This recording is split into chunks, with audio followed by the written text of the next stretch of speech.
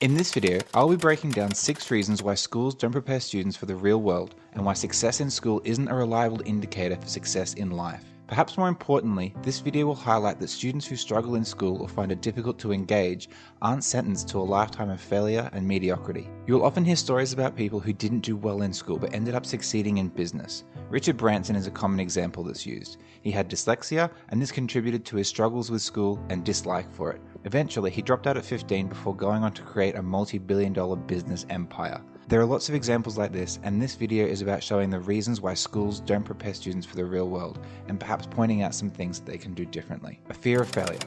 The high-stakes nature of assessment in schools encourages a fear of failure, which is counterintuitive to success in the real world. How many times do you hear people, particularly entrepreneurs, say that you need to be comfortable with failure? You have to try things and risk failing, otherwise it's very difficult to break out of your comfort zone and genuinely improve. Schools don't encourage the idea that failure is an opportunity to learn. It breeds in students a fear of a big red X or an F on a report card.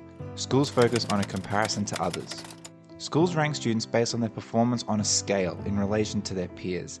This encourages a sense of competition that you could argue does have some utility in the world of business and careers, but it's overwhelmingly damaging to the mental well-being of young people, and this can extend well into their adult lives. Students should be encouraged to reflect on themselves and improve slowly over time. But boiling everything down to one piece of assessment or a letter on a report card damages their self-perception, which can be deeply damaging in the long run. This also highlights the idea that schools perpetuate a need for students to be good at everything. Students are so scared of a bad grade on a report card, and that fear puts immense pressure on students to be good at everything, when perhaps they should be focusing on the things that they're good at, with an understanding that it's okay to have weaknesses that might develop at a different rate to the person sitting next to them. Compliance over innovation. Schools often rely on punitive punishments and compliance to run smoothly. Students have to fit the mold in order to succeed. This encourages a sense of conformity and is really good for creating people who can follow instructions and operate in a known environment. But the ever-changing world of the 21st century rewards people who can lead themselves, problem solve, and make decisions. Schools don't often extend the opportunity to students to make decisions, set their own direction, and then deal with the consequences. They don't develop these skills until much later in life, if ever. Schools focus on content, not skills.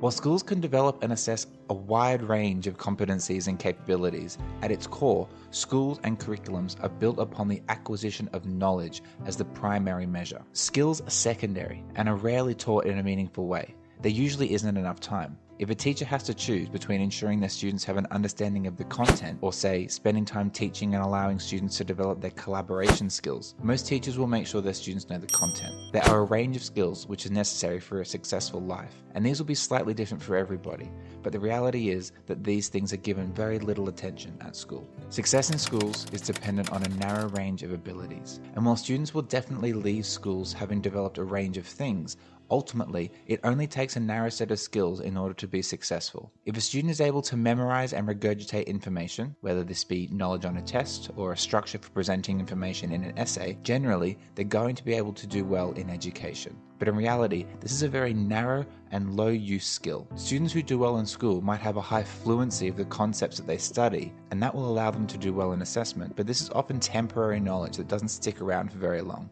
and doesn't represent a true mastery of the broader concepts of whatever work they are doing. The model of schooling is outdated. This one point warrants an entire series of videos that I will dive into in the future, but in essence, what I'm talking about here is the idea that schools, at their core, are designed for a different world. There are so many aspects of schools that are completely overlooked when thinking about modernizing education for the 21st century. Policymakers and school leaders are only able or willing to tinker at the edges of school. They might tweak an exam schedule, they might adjust class sizes, they might improve teacher training, but they never question things that are at the core of school, things that are entrenched in its very DNA. For example, very few people would consider the necessity of splitting school up into subjects. Why do we have maths, and then English, and then science, and then drama, and have all these things separated? Why do we do one thing for roughly 60 minutes and then move on to something completely different, when in reality you need to combine all your knowledge and skills together in life? It's never questioned. Why are students forced to sit exams where they can't access the internet or collaborate with others when they'll never really be in this situation in the real world? Exams have value, don't get me wrong, but they aren't the only way of meaningfully determining what students have learned. This links to widely spouted notions of schools being modeled on a factory system that was useful for a society where most people went on to work in a factory or on a production line. These people's jobs required them to be really good at one,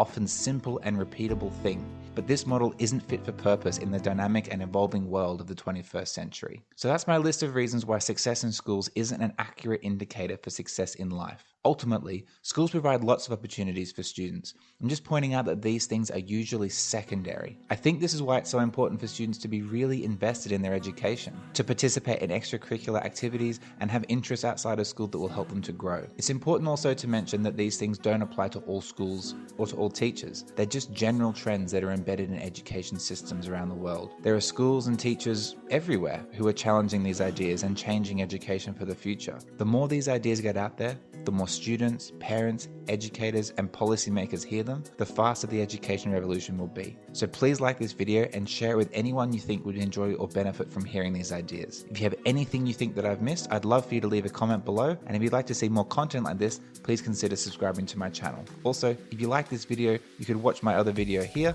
about escaping the society trap and how to build a life that you love. My name's Toby Jennings. Thank you so much for watching.